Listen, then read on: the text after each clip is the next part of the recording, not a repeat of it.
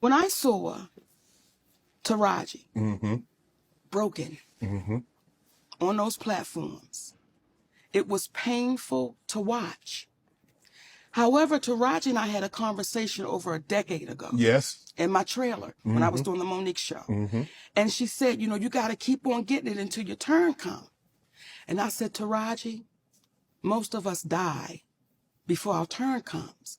We got to ask for it right now. Now, I understand that because there was a time I felt the same way. Exactly. Because that's what I was told. Right. You just keep going and we'll get him the next time. We'll get him the next time. We'll get him the next time. And the next time never comes. And then you see our sister broken, sitting on those platforms. Now, when I said it,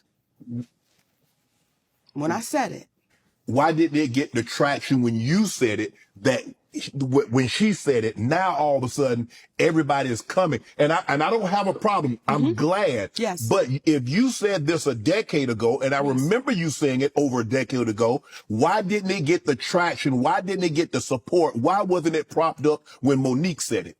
I think there's a few reasons why. Number one, it was the messenger. I should just be grateful I got invited to the party. You a big, fat, black woman. How dare you be the one? And then on top of that, you're saying names. You're saying Oprah's name out loud. You're saying Tyler's name out loud. You're saying Lee's name out loud. You're saying Lionsgate out loud. That's not what we do. We say they. We say the people. We say the studio. We say the producers. How dare you actually say our heroes' names? Now you see a woman that is swallowing that pain, that is so stressed out. Then you see our sister Taraji P. Henson sit on that platform. And I love that baby because she's a beautiful spirit. But to see her that broken, what our community was saying was, we have a hard time, some of us, we have a hard time seeing a strong black woman with her back straight and her chin up and a strong black man standing by her side. We have a hard time accepting that. It became a problem with Oprah Winfrey and Tyler Perry that I wouldn't do something and work for free. Now, when you say, well, maybe Oprah feels like she came through it, why can't you? Right. But when it came time to say it out loud, Oprah Winfrey went totally silent. I want y'all to take your time, because I'm getting ready to go into Yeah, that's your camera right there. Yeah, because the people at home, they sitting there like, Monique, what happened? Bitch, I'm getting ready to tell you. She calls my husband. Okay. My husband explains to her what's going on. She says, there have been times I've had to draw the line in the sand. So my husband said, well, what is different between you and Monique? You've got to draw the line, and you're saying when you know they're asking you for too much. She said, you're absolutely right, and I understand your position. You're right in the position you're taking. See, when I speak about Oprah Winfrey, and let me be clear, I love that sister because she's our sister. She just got to come back across the street. We got the light on. When I speak about Oprah Winfrey, I speak about that woman because she's spoken about me. And when you begin to speak about me privately, I'm going to speak about you publicly. You've been unfair. You've been unjust. And you watched a black woman be thrown under the bus, and you said nothing. But I don't play the behind the back and all of that. I say, listen, let me try to get to you first. Now, if you avoid me, okay. This woman has overstepped with me in so many ways that somebody would say, if we wasn't Monique and Oprah Winfrey in the entertainment business, and we was Monique and Oprah Winfrey that worked at Costco, I see you in the break room. I see you at your cash register. Because she's overstepped. Now, you know when Cat Williams said gatekeepers? Yes. Kevin Hart, I do his podcast. Yes. And I want y'all to re-listen to the podcast so you can hear it for yourself. When he first comes on, he says, you're like my mother, you're like my aunt, you're like my sister. Okay? We speak about the Tyler Perry situation. Oprah Winfrey, he said, I don't really know Oprah, but I'm going to reach out to Tyler. I appreciate that. Kevin kept his word. He reached out to Tyler Perry. Kevin Hart called me back about maybe a week or so later.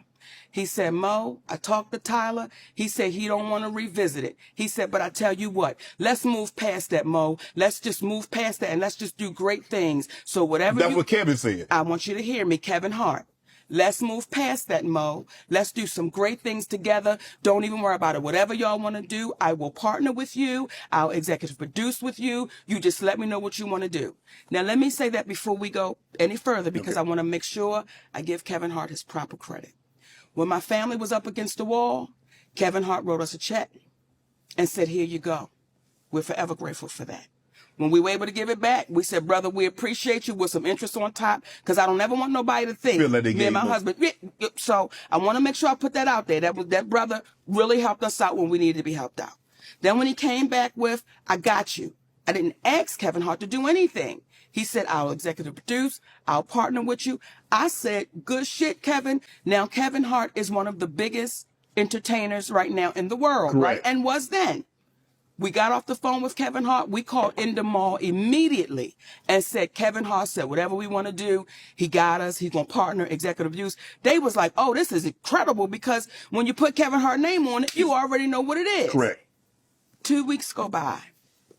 We get a call from Endemol. Endemol says, we just got a call from Kevin Hart's manager, Dave Becky. And Dave Becky said, Kevin doesn't want anything to do with Monique. So whatever she told y'all, he doesn't want to do anything with her, nothing. You know, he doesn't want any kind of relationship with Monique. So what transpired, or what do you think transpired between then, that 2 week period? Well, I called Kevin Hart immediately.